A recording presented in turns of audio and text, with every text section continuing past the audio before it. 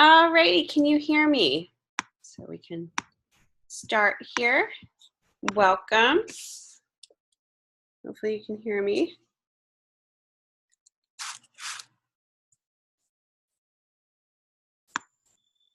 Awesome, thank you very much. Welcome, how are you today?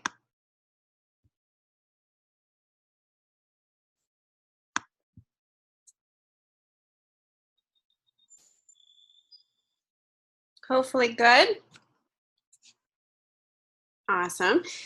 Before we get started, do you have any questions from the last time we met yesterday? Oh, good, thank you. It's been a busy morning, busy day, but it's all good. It's going quickly. Okay, so have you gone out yet to do any type of experimentation with your camera? Maybe not. I know this weekend's coming up, might be a good chance to do that too. I mean, obviously you want to get this done before then, but you know, sometimes we always have to work with our schedules that we have during the week. You need a SD card. Okay. Yeah, that's important. Yeah, so hopefully you guys, for those of you who didn't meet up in the lecture yesterday, hopefully you were able to listen to the recording that was posted in the live sessions area. We went over a lot of important information regarding your assignment 1 in your discussion. So just make sure you're getting in your initial discussion post by midnight tonight for possible full credit, and responding to at least 2 separate peers. Okay, so welcome to week 1, live lecture 2. I appreciate you guys. I mean, I know Lily kind of is the only one in here so far, but we had to kind of change around the schedule for today, so I appreciate you being there for the schedule change here, just to fit in with what was going on with my week, which kind of changed at the last minute. So I appreciate your patience and flexibility for sure. Just a couple of things we talked about for this today. We might not have a very long class today, depending upon how much we get through and if you have anything that you want to show or have questions about. But we're going to do a little bit of a review and then talk more about composition tips and tricks.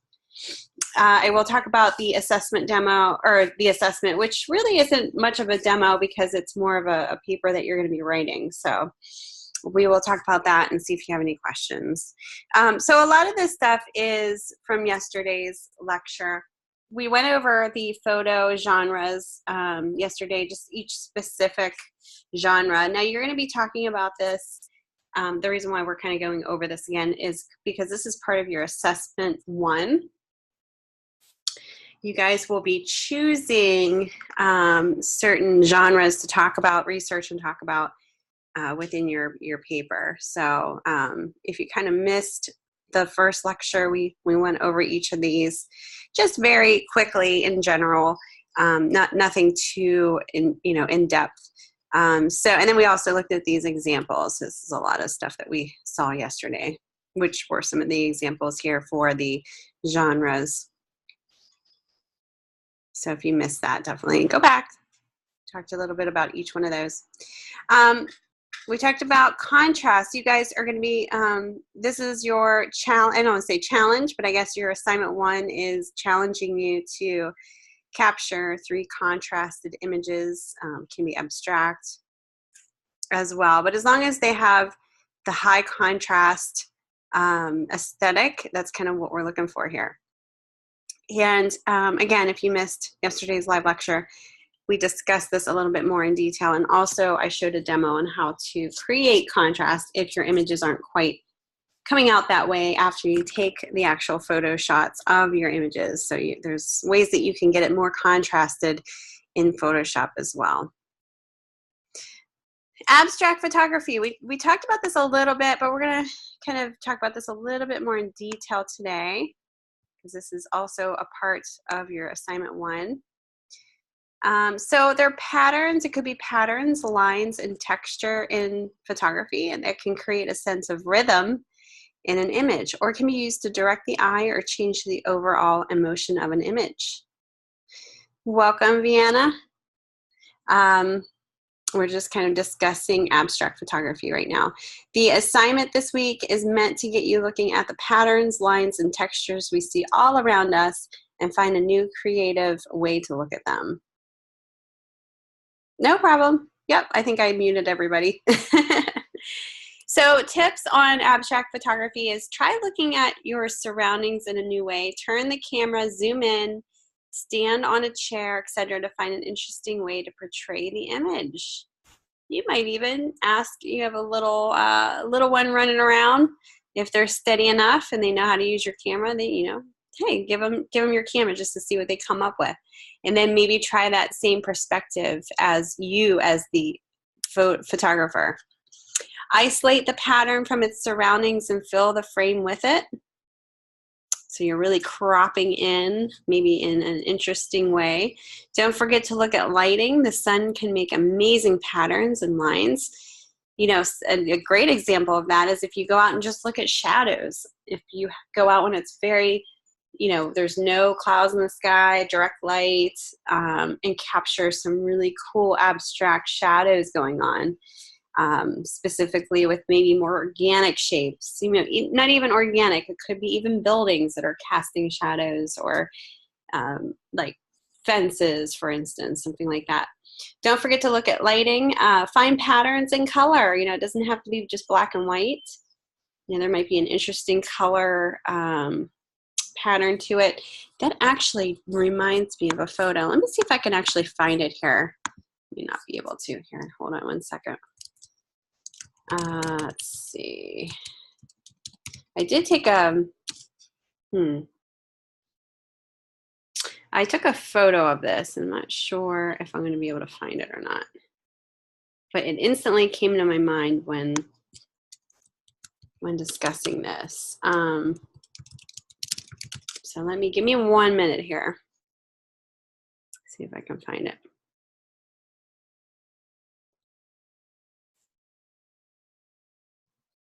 If I can't find it within a minute here, I'll just go on and we can talk about this later. But let's see if I can find it. I always like to go out and just take random shots of different things here. Let me see if I actually can find it. I have a whole bunch of blogs that I used to have, and I used to post some of the pictures from my blog. It was a long time ago, so scrolling through here. I found it, but I don't know where the image is, so give me 1 second here. It might not even be in here.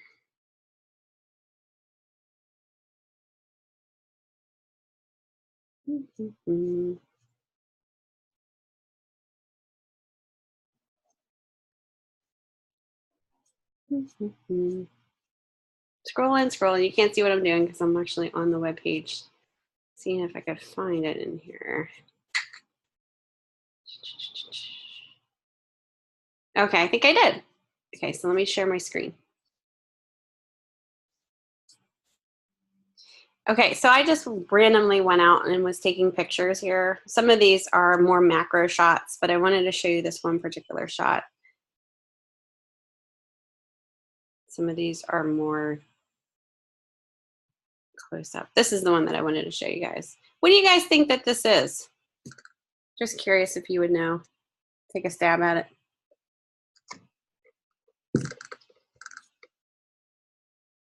Hopefully you can see what I'm showing here.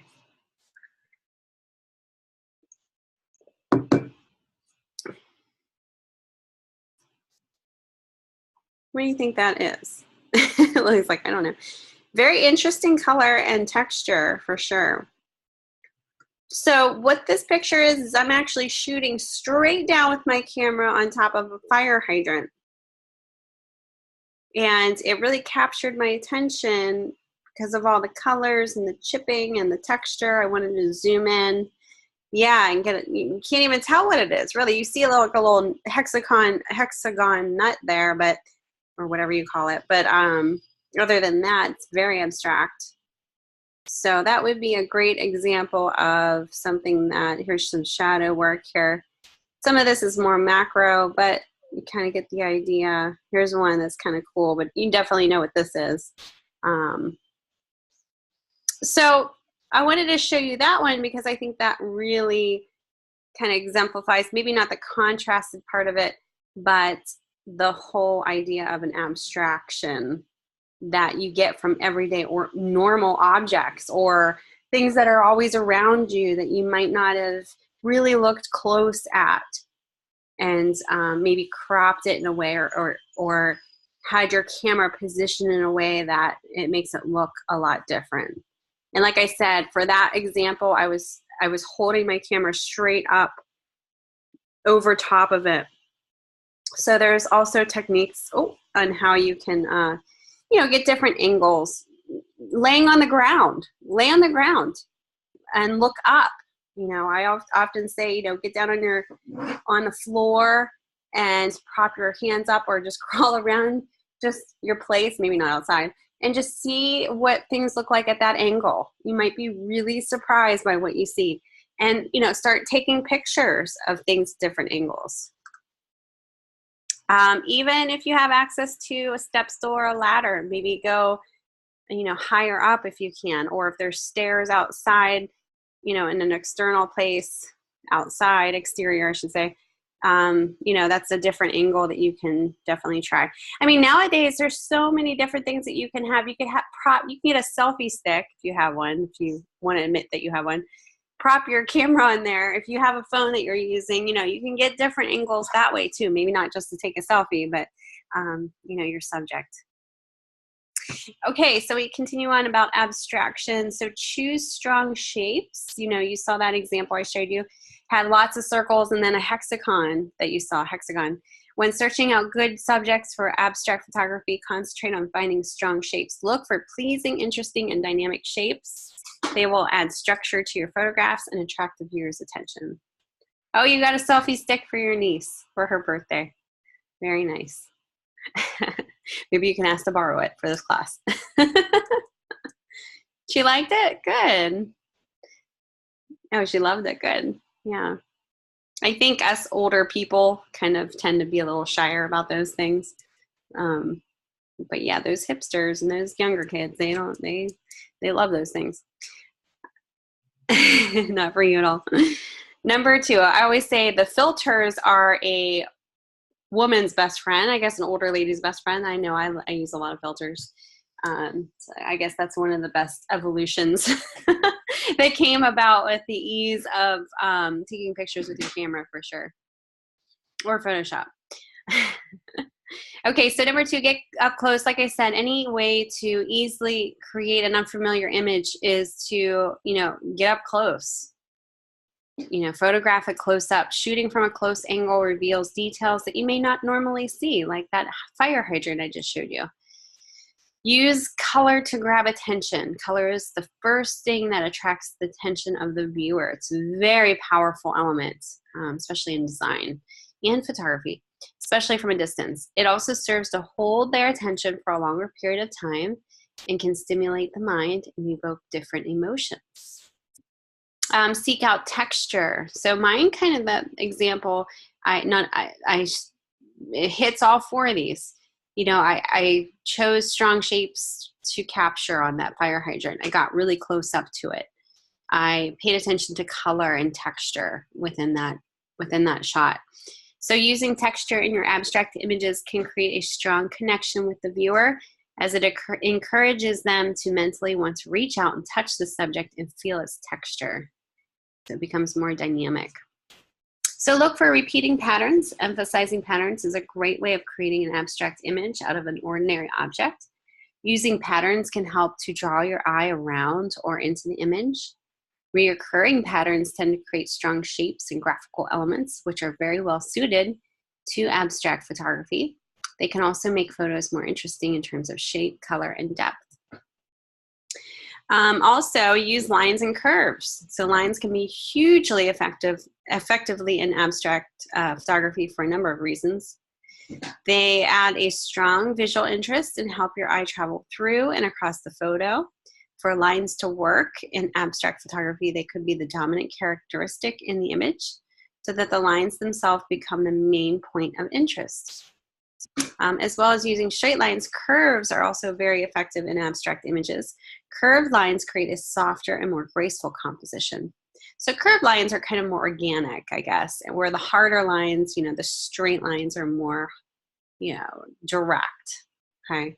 So, you know, kind of play around with what you see. Maybe there's shadows, like I said, or an object that we normally look at every day and we don't see it in a different way when you crop and zoom in on it. So play around with that if you're, you know, experimenting.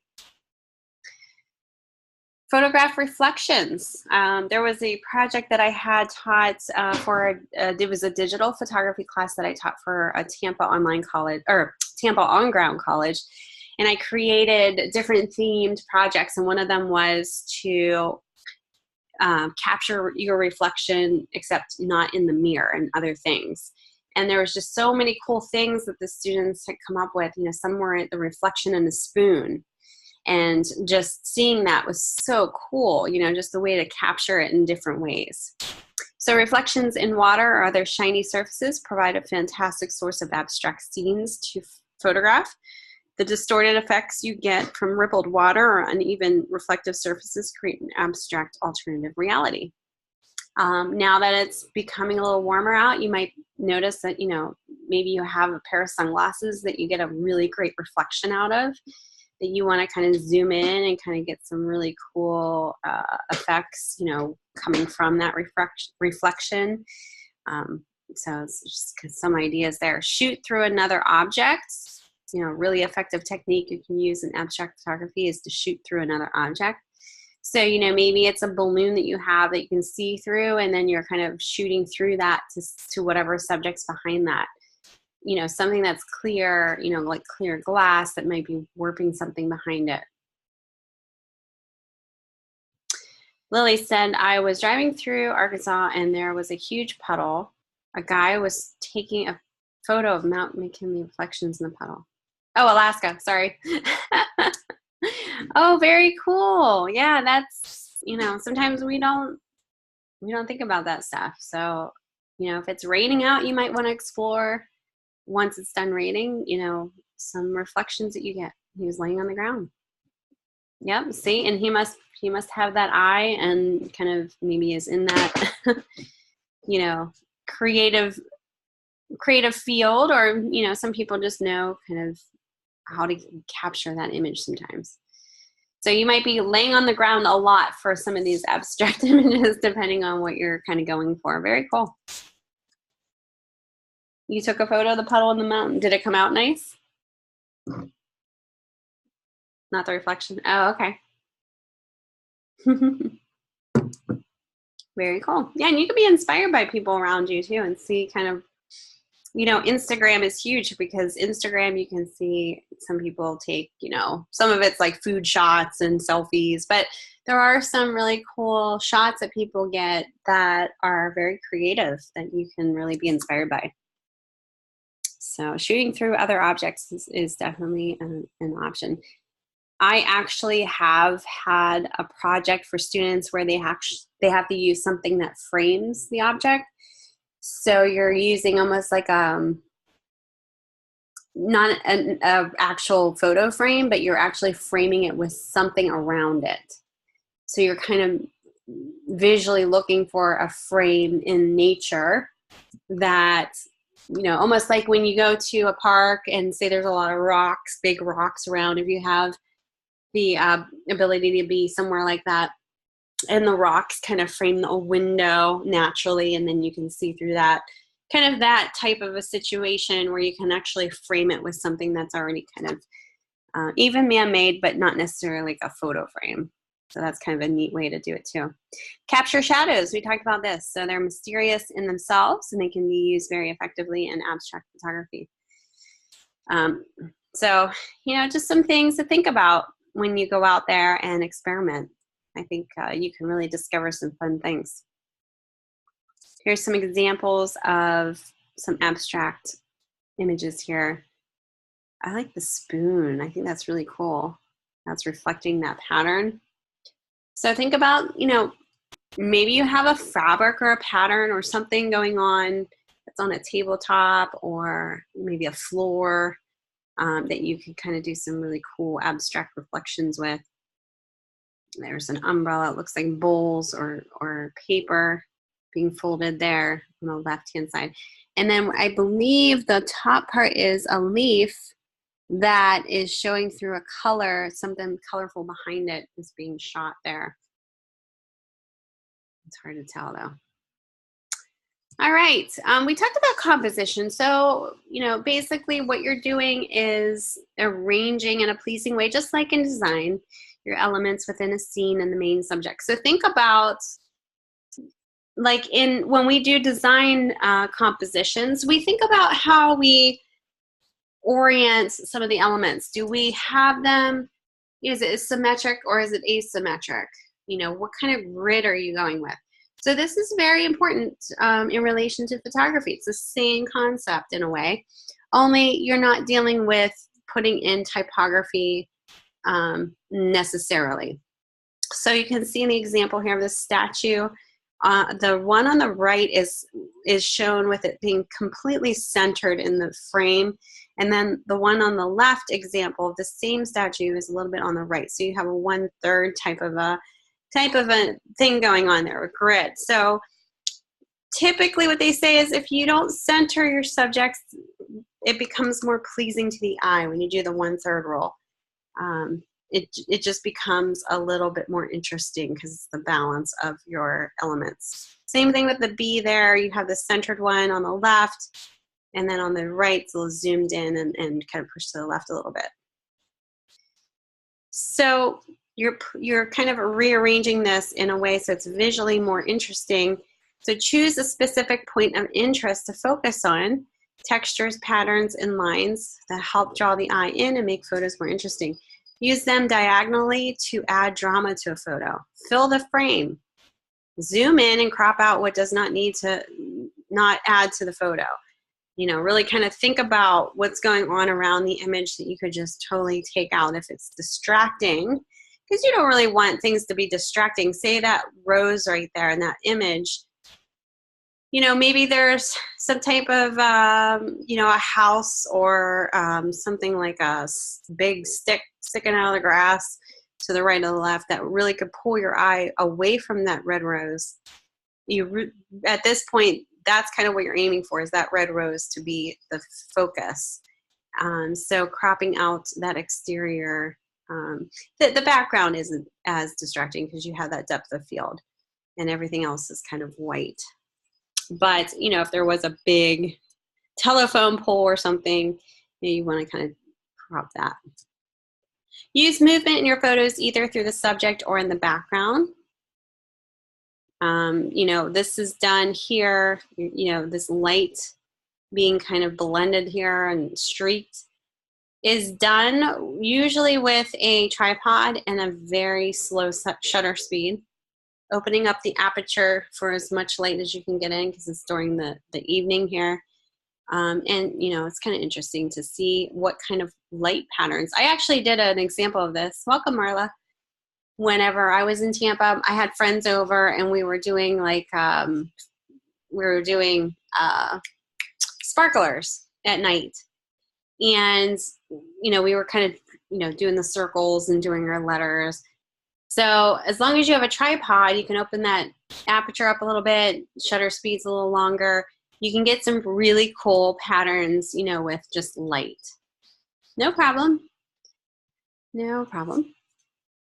So pay attention to what's going on around and especially behind your subject. Make sure it's not distracting and adds to the image. Shift your focus or angle if you need to. So no photo bombing there. Look at the little dog. What's the little dog doing there? Kind of photo bombing. Photo pooping, which is kind of funny in some instances. But you know, if you're dealing with like, you know, want to have a nice photograph, you really want to make sure you don't have anything kind of in the way or taking the focus off of something that you wish you would have thought about before. Now you can definitely Photoshop that little guy out there if you needed to, but that's kind of funny. Use colors, bright colors, especially primary colors, to attract the eye. And symmetry is an image in pleasing symmetry in an image is pleasing to the viewer. So I think in some cases, you know, it's good to have an offset, like a 1/3 type of a grid, golden rule type aspect to it. This example here with the reflection works well because you are showing that symmetry, that balance through the reflection. So it works well with it being very central, very centered on the actual frame composition, I should say. Frame your subject to help draw attention to it. Here's a really great example here under a pier with the sunset going down. I mean, how cool is that? If you kind of squint your eyes, it becomes something different in a way. Experiment and try breaking the rules. You never know what you will come up with. So, you know, have fun with it. Take a lot of pictures and just go out and have fun, you know, experiment. You might come up with something very interesting. Okay, we talked about rule of thirds, just kind of be talking about it in general, but let's talk about what it is. So one of the most common theories taught in photography is rule of thirds. It is the theory of breaking an image down into thirds, both horizontally and vertically, creating 4 important sectioning points of interest.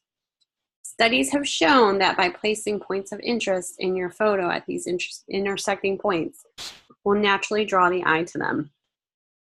So some of the cameras that you have, the DLSRs, do have the option to pull up this grid actually and the grid can show in your viewfinder. Some of them may not, but I know mine does, and I think I have a Canon Rebel, so. Yeah, and what's neat about that, awesome, yeah, your phone too. Yep, nowadays, I forgot about that. And some point and shoots have it too. I guess depends on the camera.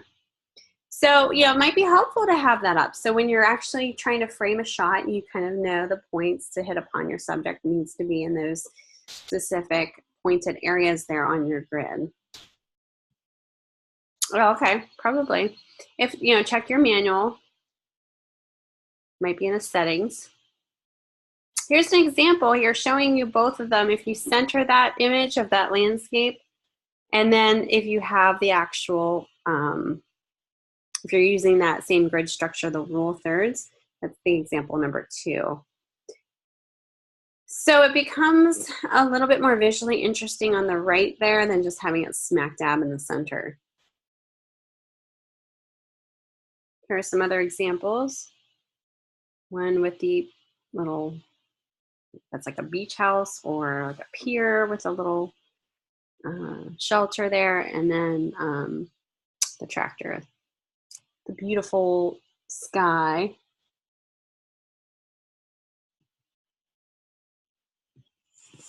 Here's another example with the woman in the actual graded area, the flower.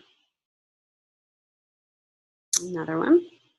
And this holds true in design as well. Like when you're designing for a layout, rule of thirds definitely comes into play for your layout. So a lot of these terms and a lot of the compositional elements, ideas that we're talking about, you know, kind of are very, very similar to what we think about when we compose a layout in design.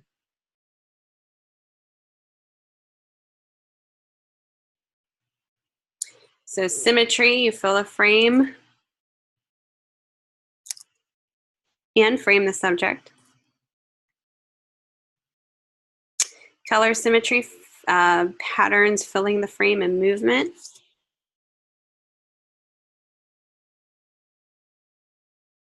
Here's some magazine article layouts that we think about when we start doing grids. You know, we do, like I said, it's all very consistent to how we design our layouts. When we have a lot of information to put on a page, you know, especially with magazine articles or websites, we have a grid structure that we need to adhere to because that organizes the information and that will allow the eye to go to a certain focal point quicker.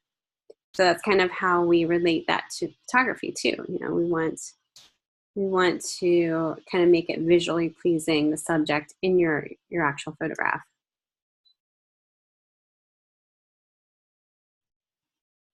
So just article tips for magazines, and I've actually designed for numerous magazines. One publication company I worked for in Ohio, and there was 3 that I actually worked on in Tampa. Using your grids is, like I said, super important.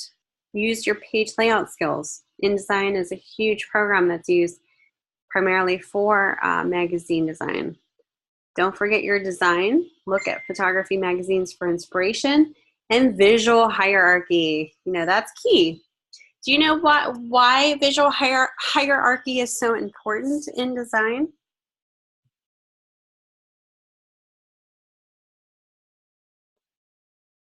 And do you know what hierarchy is? Keep the flow.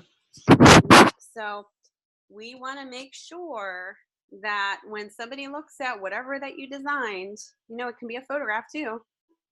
Yeah, they want to, you want that eye to go to that focal point first. And then have, in design wise, you would have, because there's more than just one subject in on a layout, you need a pathway to travel with the eye, and you want to do it so that it's very clear on where to look first, where to look second, where to look third, and you do so with visual hierarchy. So maybe your focal points on a poster is the bleed off image that sucks you in, and then the headline is second, and that means it's emphasized accordingly to this how you view it. So the lesser important information gets smaller and less emphasized. And that's just kind of very relative to photography. You know, you want to make sure you have that focal point.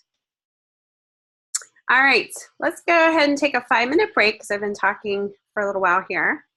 And we're going to look at some street photography examples, just tips for how to successfully go out there and shoot for street photography.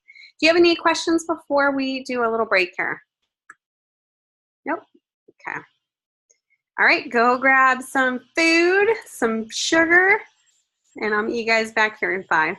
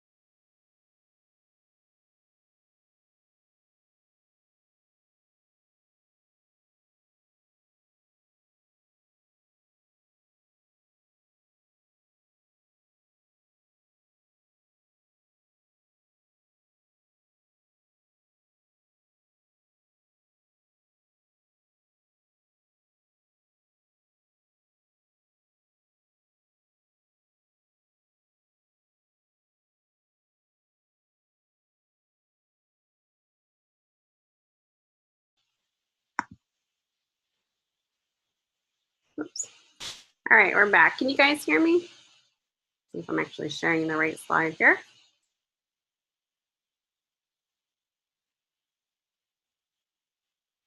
Awesome. All right, that went quick. All right, so we're going to talk about, does anybody have any questions before I go forward here? Okay. All right, so, thank you. All right, so let's take a look at 10 tips for successful street photography. You might want to check this out at one point, just kind of play around with it maybe this weekend. But, you know, we talked about this a little bit yesterday on how to, you know, you have to be discreet for the most part. You don't have to be hiding, but there are some other things that you have to be mindful of when you do street photography.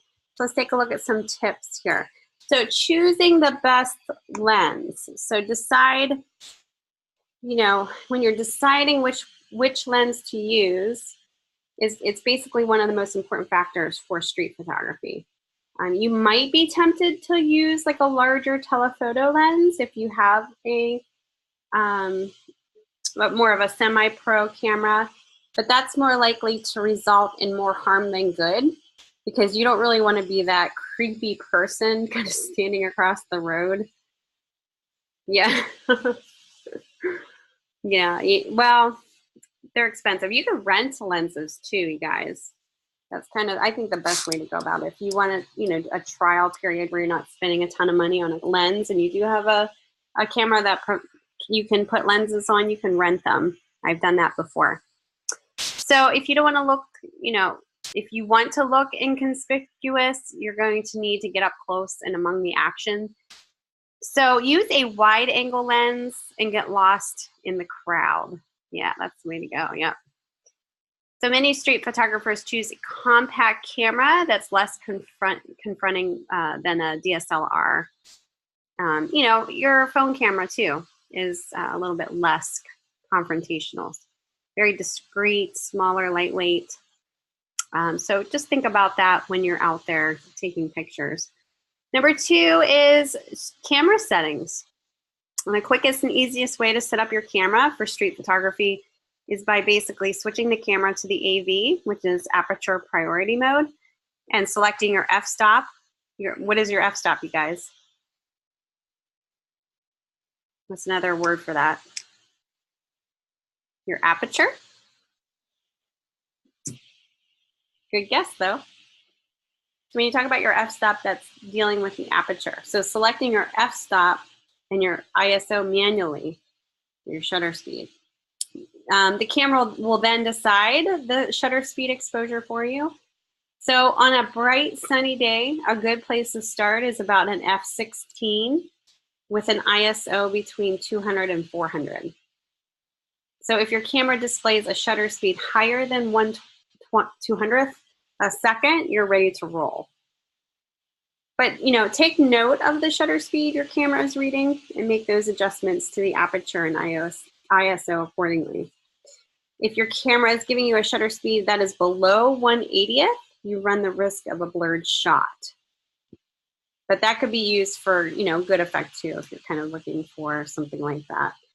So to overcome that blur effect, simply increase your ISO and or choose a wider aperture. And if, you know, obviously you guys are new to this, you can always set the camera to the P mode, which is, if you have this on your camera, the P mode is program or auto, and let the camera select the correct settings. You can still adjust the EV if you want to over or underexpose the shot to your liking. So this is useful information because if you're shooting, you know, if you're shooting and you want to like run and just do it, you have, you know, a little bit more control. So program mode does a pretty decent job for that, but don't rely on it too much for the low light. So there's, you know, where there's a high possibility your shutter speed will be too slow to freeze the action. You'll get some blurry stuff going on. Number 3, get close to your subjects. So using a wide angle lens, this enables you to get close, nice and close to your subjects. The advantage of the wide angle lens gives the viewer a sense of like, almost like you're being there in the moment. So, and with that, you'll also blend in the crowd as you're being part of the environment rather than standing out across the street with a long lens, looking like you're up to no good, right? So many successful street photographs were taken only a few meters from the action and sometimes only centimeters away. And, you know, if you're walking through a busy street, if you're at a market or a park, you can really capture some rewarding pictures if you are observant and keep your eyes open for interesting subjects. If your images aren't how you visualize them, you may need to get closer. Use your feet as your zoom. So be sure you're in the right place at the right time. Number 4, take your camera everywhere. Of course, you know, nowadays we kind of have our phones on us all the time, so it's easy. Street photography is spontaneous and waits for no one. You know, it's basically a discipline you must practice to make perfect. Your camera is basically an extension of yourself. It's your gateway to sharing your vision in the world. You don't really want to miss any amazing photo opportunities by not having your camera on you. If you're serious about street photography, you will have your camera within reach at all times. Basically this is known as the decisive moment, where you have only a split second to capture that subject before it's gone forever. You rarely get a second chance, so be prepared. It's almost like when you have kids, kind of you try to capture the kids and you only have that one moment where they're not moving, where you can actually, or a dog, or, you know, probably all relate to that for sure. Either a fur baby or a regular kid. All right, number 5 is, let me go forward here, ignore the voice in your mind. What does that mean? So some people really struggle with the idea of street photography. So some people may be concerned or have a fear about your subjects getting angry because you took their picture, threaten you with physical violence, or even worse, call the police. Fear is simply false evidence appearing real. So there are all common fears, but it's possible to overcome by practicing and getting out with your camera. You wish you had a continually running video that is part of you or attached to you. Yeah, wouldn't that be nice? Like a documentary type of thing. Find an interesting spot, you know, to sit with your camera. That's another thing. You can go to a cafe, maybe a local cafe or a restaurant that you go to often. Have your camera ready for any opportunities that you might kind of be able to capture. Observing from a comfortable setting, you'll feel at ease and can wait for pictures to come to you. And you're also less likely to be noticed sitting outside, say, a cafe with your camera than standing in the middle of the street, too. You know, listen to your music, listen to your, you know, iTunes or Pandora while you're out walking with your camera. You know, music is really a good distraction, can help you relax and inspire creativity. It may not sound very logical, but works wonders. And it means you're comfortable in your surroundings, which is worth a shot. Always be aware of your surroundings. Okay, number 6, shoot from the hip. You know, as a general rule of street photography, if you can't get the shot with the camera to your eye, you will get a better shot. However, there are times when it's not possible to really raise your camera to your eye.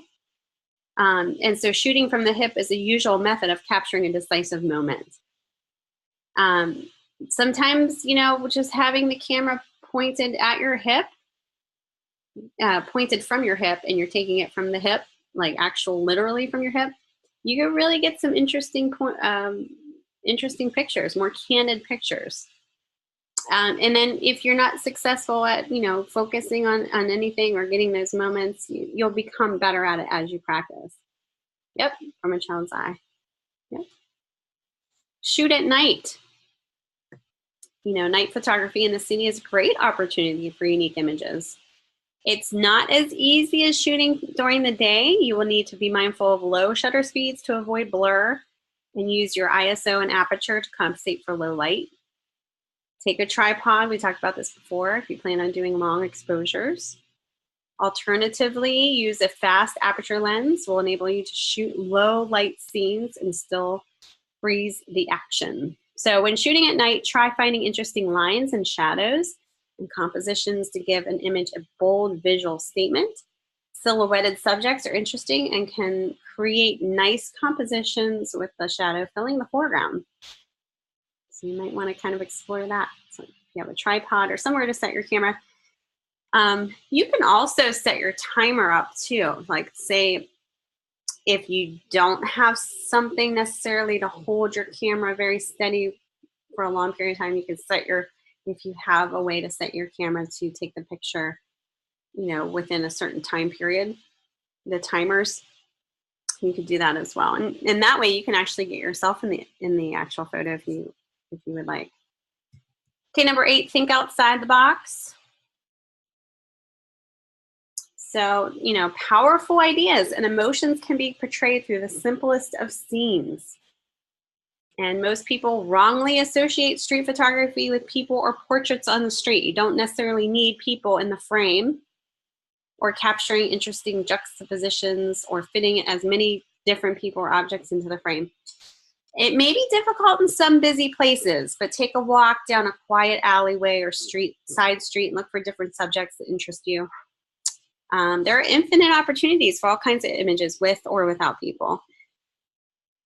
So think about, where can you go where it's maybe not as crowded, or, where there actually are people that you can just kind of hang out and observe for a little bit. Number 9 is image quality isn't everything. And some photographers may disagree with this here, but, when you're shooting on the street, image quality is important as much as shooting the landscape and commercial work. So you should strive for high image quality when possible. But with street photography, it's not as important because, obviously you're, in that world of, capturing it in the moment. So composition, light, and drama, and the story you're trying to tell are of most importance than image quality when it comes to capturing that moment. So if your image captures those 4 things, then you're on the right path to becoming a great street shooter.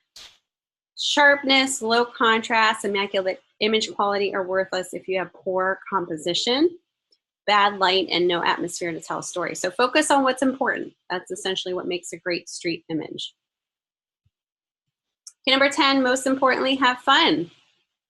So like all genres of photography, it's important to enjoy what you do and do what you enjoy. So if shooting on the street doesn't sound like your kind of thing, then chances are you'll probably take ordinary images. And creativity flows where the passion lives. So do what it makes to make you happy, not what other people expect to see. It also can get you to get out and about, meet people, interesting people, see everyday life from a different, fresh perspective, and that's really what can inspire you to do what you do. So just a couple things to think about if you are, interested in experimenting with street photography. Do you have any questions about that? Kind of interesting topic to talk about here. All right. Now, with that being said, I think I'm going to go right into, because we haven't looked over your assessment here. Let's take a look at that. So we talked about your discussion. We talked about your assignment 1. Now let's take a look at your assessment, and we can go from there. Let me know if you have any questions. So basically the background here talks about the different genres of photography, categories, and subjects. So there are a variety of different photographic categories, subjects in photography, such as portrait, landscape, abstract, etc., and each with its own set of photographic techniques that apply to it. As designers, it is important to understand the different categories, not only to gain a better understanding of the field, but also to better communicate your needs when working with photographers. For instance, landscape photography can be a cityscape or a mountain range. Portrait photography can be broken down into subcategories, such as wedding, family, newborn, etc. Street photography is somewhat of a combination of photojournalism and landscape, but features subjects, usually people in candid situations, and are mirror images of society. Oftentimes, the categories you are drawn to in the field of photography can also tell you a lot about what field of design you might enjoy working in as well. For instance, if you like portrait photography and advertising photography, you might enjoy working on a magazine, retouching photos, and doing layout work. Or for an advertising company, creating advertising designs and art directing photo shoots. All right, so for this assessment, the prompt is, for your assessment, you will choose 4 categories of photography that you like or are interested in learning more about from the following list. So landscape, advertising, photojournalism, abstract, street, still life, fashion, sport, and macro. We talked in general about a lot of these. We went a little bit in more detail about the tips on how to capture street photography, but pick 4 that really attract you. So part 1, research each category and find the following information for each one. Number 1, briefly define each of the photography categories. Define them. What are they? What's involved in each of those categories that you're discussing. Where are you likely to see photographs from this category? So for example, magazines, advertisements, newspapers, etc. Number 3, find one technique or tip or trick to capture successful images in the photography category. For example, you might use a long depth of field for a landscape, of a short depth of field for a portrait. I think that's supposed to say, or a short depth of field for a portrait. Number 4, finally, find one visual example for each of the photographic categories. Don't forget, when you're taking those examples into your research paper, you're citing where you're finding those sources, and that can come at the end of your paper. Number 2, take the research you have done and use it as copy for a magazine article describing the 4 categories. Include headlines, images, examples to create 1 or 2 page magazine article utilizing the InDesign application. Set a minimum word count 200 words. Remember to use good design principles, techniques, and layout to create a successful magazine layout. Cite your research and image references in APA format on a separate page in the InDesign document. When you're done, you're going to submit your file as a PDF, and you're going to save it as shown here with your first and last name. Any questions?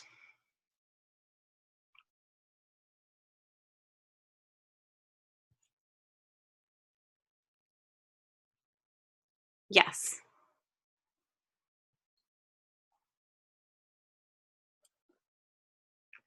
So it doesn't have to be like a cover of a magazine. It's an article. Mm-hmm. Yes, Marla?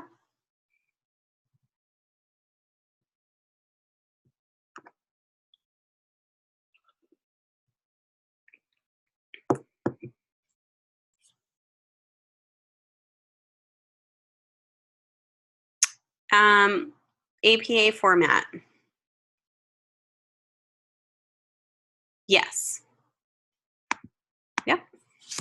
I'm going to use it because I think I can probably say it better. When I go in and I find pictures and I just find them on Bing, but we don't know the dates and different things. And how do we illustrate that into the APA? How do you want us to describe that into the APA?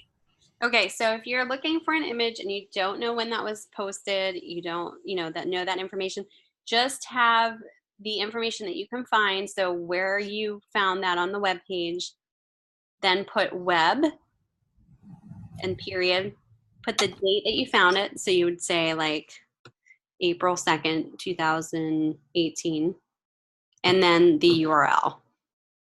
If you have the photographer or source name, that would go before it. The website name would also go before that as well.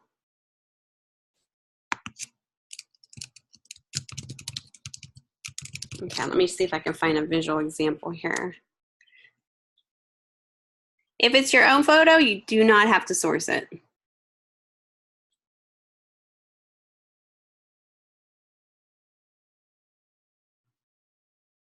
Let me see if I can actually find a visual example here.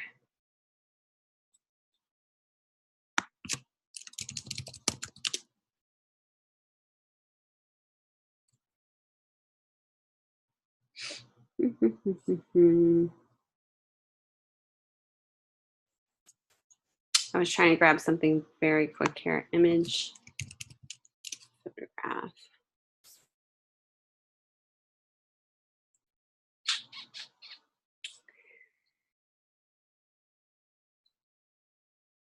Okay, here's a, let me share this here real quick. And I know that you guys have resources in the actual Canvas too. So as a general rule, the following elements are needed in the caption. So owner, creator, photographer, artist name, if known. If not, leave that out. Date of image. If you don't know it, just put, the date that it is now that you found it. Name of image in italics. If no name, describe it and put it in brackets and retrieve from the URL. Does that make sense? Now, if you don't get that perfect, it's not a huge deal, just as long as you're attempting to cite it and, getting as much information as you can. Okay, awesome. All right, so I'm going to open up InDesign here. I can put that in there, yep. Maybe I can find a better example too. I just kind of quickly threw that onto the screen there. All right, so you're going to come up with 4 categories. That was a good one. So I'm just going to pick out a few here and show you. You can have this as 1 page. I believe it said 1 or 2 pages here. Let me take it. Use 4 categories. Include headline, images, examples. Create 1 or 2 page article. So it's completely up to you if you want to do 1 or 2 page. You stop sharing here. Oh. Hold on 1 second, you guys. Okay, I had to have my document open so I could share my InDesign page here. Okay, Zoom, give me my little thing back here. Here we go. Okay, so I just opened up a new document. You just go File, New Document in InDesign, and just do the 8.5 by 11. If you do 2 pages, then what I would suggest is, if it's like a spread, what I would do is start on page 2. So 2 would be here. Make 2 pages, and then I would uncheck facing pages. Actually, no, I'm sorry. Keep that checked, facing pages, because you're going to have it side by side. I'll show you what it looks like here. Margins, I would keep, yeah, this is all good. Gutters, fine, create. So it's like a side by side, like a double page spread. You don't have to do a double page spread. You could just do 1 page. But if you're doing 2 pages, why not do a double page spread? Now, if I didn't have number 2 selected, so maybe I just have 2 pages, but starting on page 1, watch what happens. It's going to give me a cover page and a back page. So that's why I decided to do 2 pages starting on page 2 and facing pages. Okay. Since this is an article, you don't have to worry about making it look like a cover. All you have to worry about is starting it with a headline. You might have a grid structure about it. You might even, maybe your image that you want to focus on kind of encapsulates the 1/3 of the first page.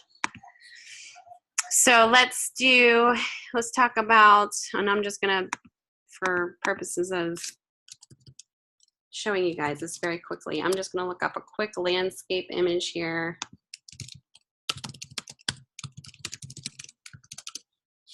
And I'm just looking on pixabay.com because they're free images here that are high quality. Okay, I'm just, you can't see what I'm doing here, but I'm going to save this to my,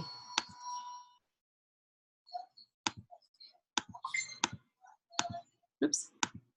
Okay, so I just threw that picture on my desktop, and now I'm going to place it in my rectangle frame. Frame, and that could be my focal point for my article. And then maybe my headline starts down here. So I would do headline. And I'm just going to put for placement only here, type. So I'm going to do a type box here. Actually, I just took the type tool. I'm paying attention to my margins. And I'm going to make this 2 columns. You could do 1 column, although this is pretty long for 1 column article. But if you wanted to change this to 2 columns, all you would need to do is go up to Object on your menu bar, Text Frame Options. This is in InDesign. Once that opens up, you would choose the number of columns that you want. So let's hit preview so we can see when this changes how this looks. So let's choose, instead of 1, let's choose 2. See how it split it into 2 columns? So you could even do 3 if you want. When you're done with that, click OK, and there's your columns, 3 different columns. Now, this is where you would copy and paste or start your information that you have. You might want to start it in Word and then copy and paste it into here. Your information that you're finding. I'm just going to fill placeholder text just to show you what it's going to look like. And then maybe over here, let's do your text box. Oops, that's our frame tool, sorry. Take your type tool, do the same thing. This time I'm going to go up to Object, Text Frame Options, and choose 2, maybe instead of 1 or 3. And now I'm going to link this box to this box. So I'm going to select this type box. I'm going to choose that little, see that little white square at the very bottom corner, and click right over top, and I'm going to choose that text box that I just created over here, and that links these 2. So if I were to go back over here and add more type, watch what happens. It fills up this side. So it's all linked. Okay, so I'm describing 4 different examples. I need 4 different images. So this is my focal point image, and maybe, this is an article, so maybe my other images are here. I'm going to hold the Shift key down to make this a square, brick square.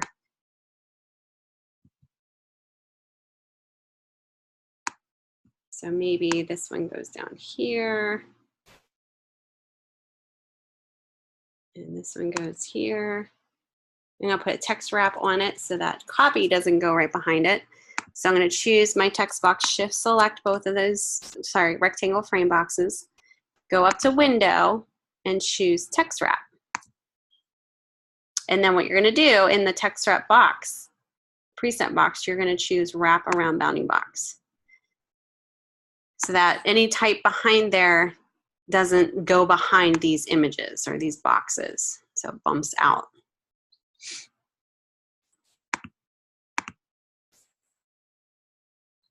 Yep, yep. So I'm going to put my other example box maybe over here. Put text wrap on that too. So that would be landscape. The next one would advertising, could be an example.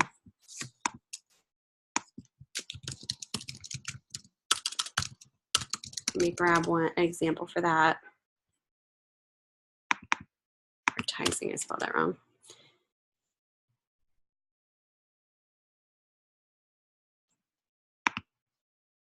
So I'm just kind of quickly finding images for this here real quick.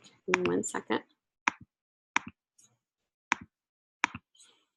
And I'm just saving them all in a folder so I can easily access them. The other one, I'm just going down the list, photojournalism.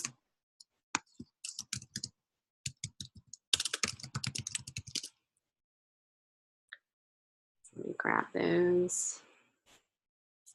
Actually, let me pick another one because that one's a little abstract.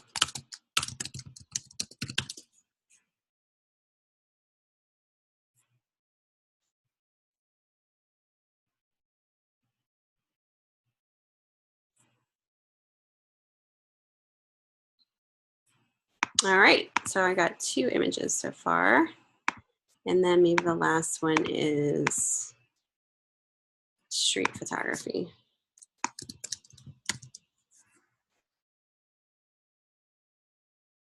All right, once I get this done, you guys will see what I'm doing here. Give me 1 second. So it's up to you guys on how you want to do your grid for your article.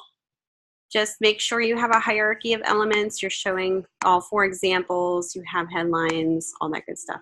All right, so maybe this one is advertising photography. And maybe this one is abstract. This one is street photography. Okay, so maybe what I'll do here, let me pull these over this way.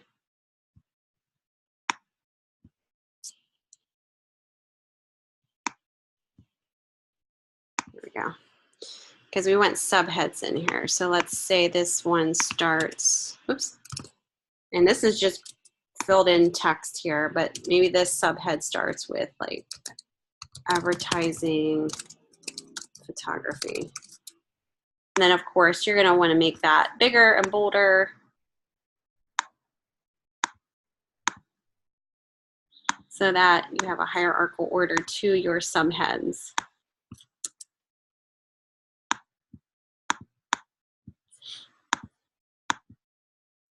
Let's take this down to like 14 there.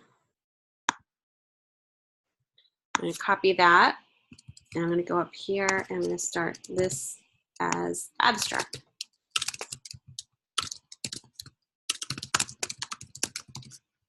And then over here, maybe this starts street photography. Now you can use your, you can use the, let me name this here, your style sheets if you know how to do your style sheets. That's just kind of setting it up for ease of using the same settings for, say, your body copy and your subheads.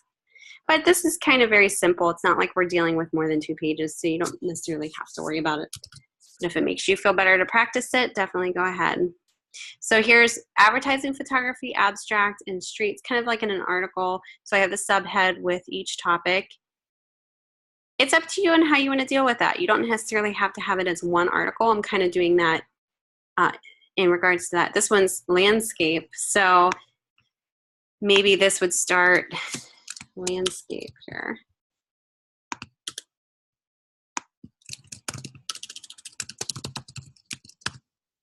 Forgot about that one. And then your headline, or in this instance, my headline would be four different photography categories. And that's just very simple, but just to choose a headline very quickly. And then, you know, it's up to you. Let me pull this up for a little bit more space here. It's up to you in regards to, you know, making it, you know, very cohesive. You can take your eyedropper tool and get, you know, grab some colors in there. We don't want that. Sorry. From the actual photographs. We don't want a stroke behind there. Did that change color? Yeah, just can't see it. You can even play around with the background color. So like say, you know, be as creative as you can and just make sure the type is readable.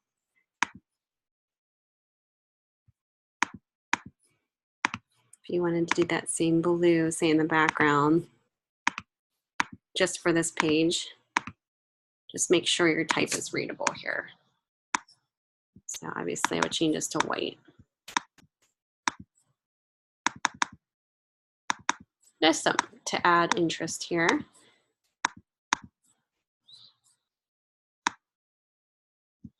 So the creativeness is up to you on how you want. There's totally so many different ways you can actually do this. So it's completely up to you guys. Just make sure you're showing the 4 images. You have each of them titled, maybe as subtitles. You don't necessarily have to have a headline, but I just kind of made it look like a magazine article headline. I'm dealing with composition itself, so I'm dealing with hierarchy and pulling the viewer's eye in with the main image here, which is the landscape picture, and then the headline's the second thing you see, and then goes right into the body copy with examples, visual examples. When you're done, you have any questions about that?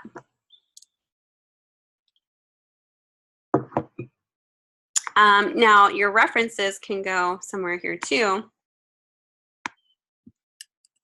Oops.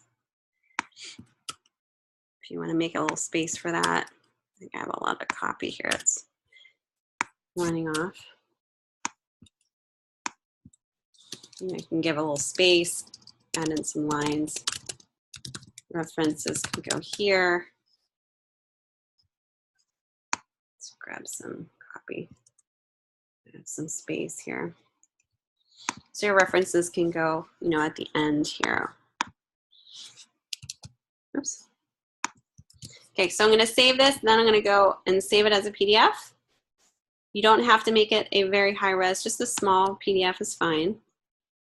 Just kind of pay attention if you're going to do a double page spread in the PDF presets. You want to make sure that you have spreads checked, all pages. Click export. Okay, so then let me show you, and then you want to open up your PDF just to make sure everything looks good. Let me hide my stuff here, hold on. All kinds of stuff on my desktop. So here's the PDF that I just created. Just double click on that, take a look at it. You don't have to worry about showing bleeds or anything like that. But this would be an example of what you could turn in for your assessment 1. It doesn't have to be 2 pages, it could be 1.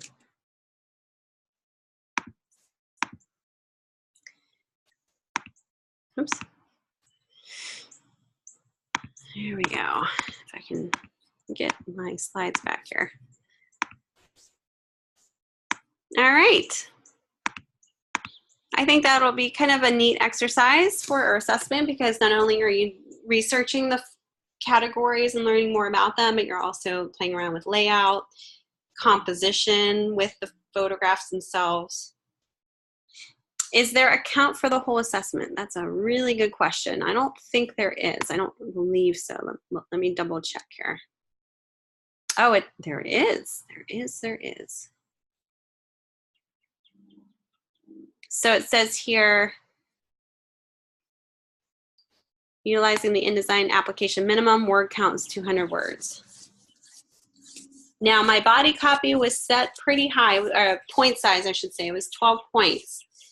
Downsize that to no less than 10 points with maybe 14-point leading, and you'll be able to gain more space with that point size. And 10 points is a good point size, as long as your leading is 14 points,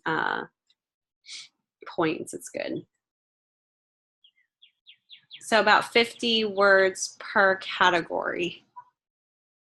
Yes. Because there's 4. Yep. And now I'm not going to sit there and be like, okay, let's count every word. I won't sit there and analyze every word. Just, you know, I kind of know how much 200 words is, 50 words per section. So, you know, I'm not going to be like docking you if you don't get to 50, if you're like 45 or whatever, or even over it, that's fine. I'm not super picky. Just as long as you don't have like one sentence. Yeah, it's also content, not count. Yep. Exactly. And don't forget, you know, even though you're going to be citing facts, when you cite your facts from another place, like say you're researching about landscape photography, you're gathering that information from an outside source. You're not just making this up. Reference that source, okay? So if you're on a website that you're looking at landscape photography and you're copying what's said on there, cite it appropriately. You have to use your quotes and reference that citation. And the whole point is after you cite your source, you want to add in your own words. You never want to just cite a source and not have any type of conclusion to that. You want to add in your own words a conclusion to whatever you're citing. So for instance, if you found out landscape photography and you found out, you know, about this category and you brought in word for word from another source, you're going to cite that. And then after that, you're going to say, you know, I've say something, maybe your own experiences. I've gone out and shot landscape photography. You know, add your own words to it. It's kind of like using your critical thinking skills. You're not just regurgitating the information that you're researching. And that's key too. If that makes sense to you guys. That's kind of a thing to remember when you write any type of paper as a college student. You never want to end a paragraph sentence with a citation. You always want to follow up with your own words after that. Okay? So in your own words. And like I said, it could be something that is a personal experience that you've had with that particular category. Something that I learned in grad school, writing thesis papers. So giving that knowledge to you guys. All right. Well, I'm going to open it up for you guys if you want to show any type of work that you've been working on, if you have any questions. I'm opening it up because we're at the end of what I have for you guys today. If you guys don't have anything to look at or any other questions, feel free to go out and start your assignments.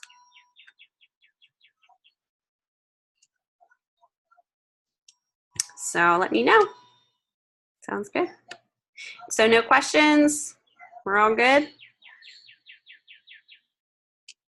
So far, so good? Yeah, and don't forget, I'm reachable. I would rather have you guys reach out to me than to just sit there and wonder what the heck am I doing, or if you run into an issue, go ahead, contact me, email me.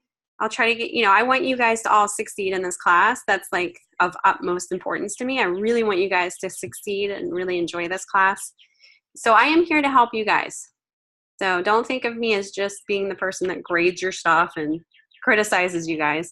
I'm here to help you too. So I'm on your side. All right, guys. Well, thank you so much for joining me. If you missed the lecture, if you came in a little late, listen to the recording. I'll be posting shortly here. And then if you missed the first lecture, I have it already posted, so go ahead and check that out. Other than that, enjoy your weekend, and don't forget to post your initial week 1 discussion post before midnight tonight. Okay? All right, you guys. You're welcome. You have a great week as well, and I'll be talking to you guys soon.